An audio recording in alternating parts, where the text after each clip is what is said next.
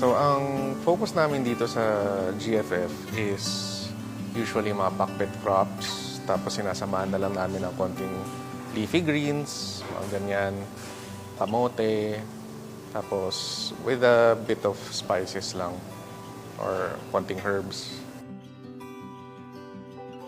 Yung practices namin dito, pagdating sa mga paggugulay namin, nakafocus on the natural sources of nutrients, gaya na yung dumi ng baka, dumi ng hayop, dumi ng manok. Again, doon kami nakafocus. Either sa amin ang gagaling or galing doon sa mga kapitbahay namin na farms.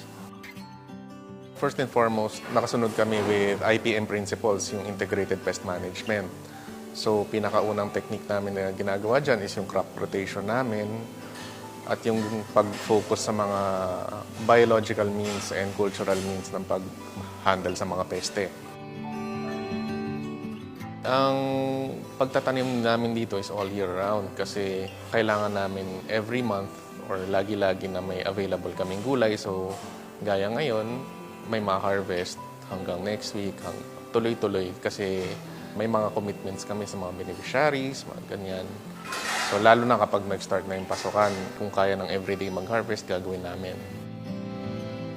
So, yung kamote and kalabasa, tinatanim namin yan usually kasi ito yung mga hardy, mga medyo kayang mag-withstand ng extreme na weather. So, tinatanim namin yan just before the summer starts para hindi sila masyadong naapektuhan ng malalakas na ulan. Yung mga gaya ng mga sitaw, mga fruit bearing, we get yung pinaka-best results namin towards the end of the year. May post-harvest measures naman kami dito, yung mga pagpipilian ng mga gulay. So, pagka-harvest ng lahat yan sinecheck ng mga tao namin. Tapos, yung mga rejects is pinapakain din sa mga hayop. Yung mga good naman or yung mga magandang kalidad, yun yung pinapak namin at pinapadala sa mga beneficiaries.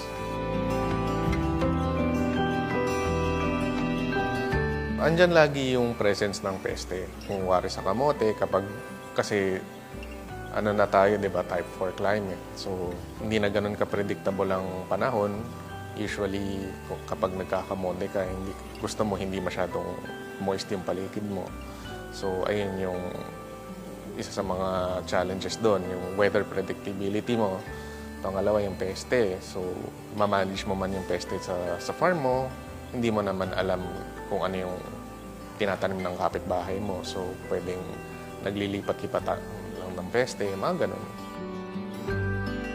Kamote actually yung pinakamatagal that takes about 4 months bago mag-harvest. Yung iba naman, nagulay namin dito, we make sure na around harvestable na after mga 60 days, mga ganyan.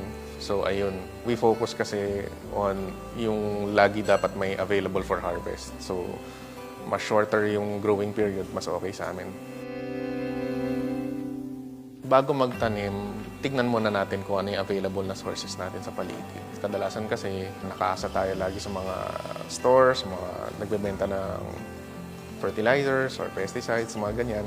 So, okay lang yun, pero it's better kasi to involve yung community mo.